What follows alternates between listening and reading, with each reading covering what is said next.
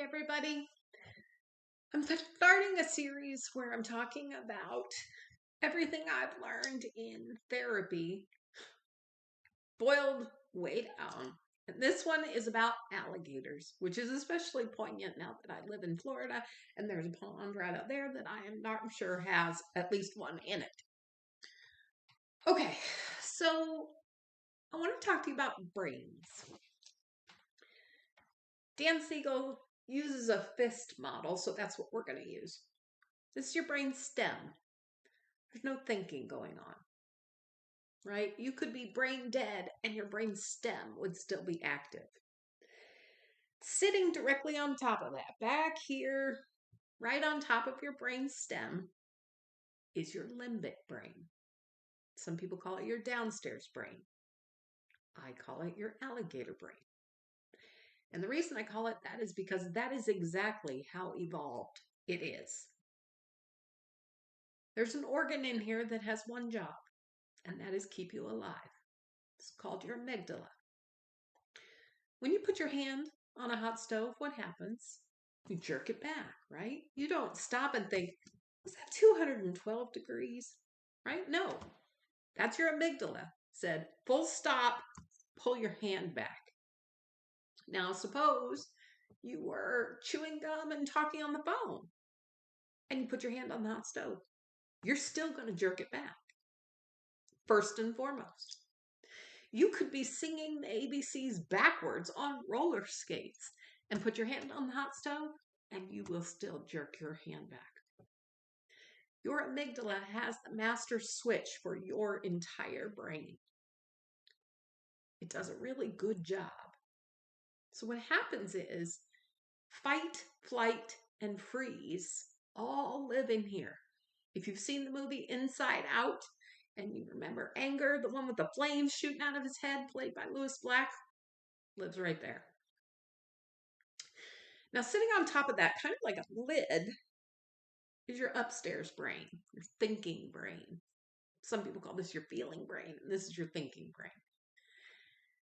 And we think of it like a lid. And when your amygdala gets threatened, your lid pops off. It is not connected. So when you're jerking your hand back, you don't have access to the stuff that's up here. What kinds of things live up here?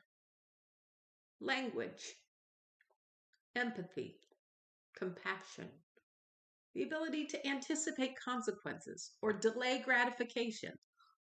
All upstairs stuff. So a lot of times when I'm talking about upstairs brains, I talk about please pass the butter, right? If you can say please pass the butter in that really just basic tone, that's upstairs, okay? Because if it were downstairs, it would be please pass the butter. See the difference? So let's talk about how human beings evolve. When we are first born, humans, all of our sensory input gets filtered by our amygdala first and foremost. And that's to keep us safe. Human infants are helpless, and so they need all of the warning signals that they can possibly get. Over time, as we have new experiences, we grow new neural pathways in our brains. And the beautiful thing about brains is that you're going to continue to grow new neural pathways till you die. What doesn't get used gets pruned or dies off. So let me give you an example of a little kid, 3 years old, right? Skunky, rotten snots. And you take that kid to IHOP for the first time. And you could just picture the menu, and it has 18 different pictures of all, just completely overwhelming. And that kid is not going to know what to do. And mom or dad is going to say, hang on. You eat pancakes at home. You love them. They're your favorite thing to eat. See, they have pancakes here. So the kid has pancakes, neural pathway created. At IHOP, pancakes are legit. A week later, you go to Denny's. Now we're in a different circle of hell, right? The menu's yellow. The seats are red. Everything's different.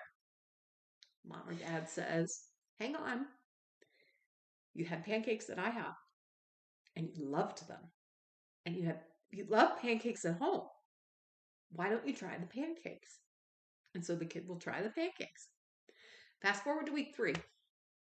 You go to Cracker Barrel. Talk about a circle of hell for a 3-year-old. And dollars to donuts, that kid is going to look at the wait staff and say, I'd like pancakes.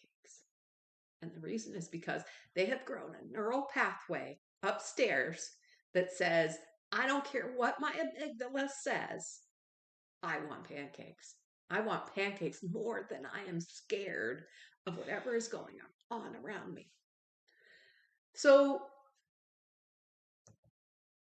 what we know about brains is that when young people, kids especially, have any kind of trauma, doesn't have to be big T trauma, it can be little t trauma. It's anything less than ideal. So, guess what? We all have a little. The wiring of our brain can change. So, you will find in folks who have some neurospiciness, folks that have had major traumas, major losses, very often they live in a limbic dominant state all the time. Their nervous system has static energy going all the time. Feels like they walk on eggshells. Let's say you grew up in an alcoholic family where things got scary and they got scary fast and unpredictably. That could lead to a more limbic dominant approach to the world. One of my favorite creators, Danny Reed from Asperger Experts, talks about being in a foxhole and the bullets are flying overhead. Can you imagine what that would do to your nervous system, right? You're going to have adrenaline and cortisol coursing through your veins. And then this lovely old lady walks up and says, I'm ready to teach you crochet. Fat chance. Never going to happen, right? Not in the right mind space. Fully in the feeling brain, in the alligator brain. Now, here's where we go wrong in relationship with others who are in their alligator brains is we try to negotiate. We try to create a learning moment when the other person is clearly in their alligator state. So just picture, I've got an alligator cornered in here. And I say, now listen, you can't eat that prime rib. It's not good for you. You're not eating red meat. What is the alligator going to say? I am having prime rib, and I might eat you afterwards just for sport, right? So we can't teach crochet in foxholes. We can't stop alligators from eating red meat.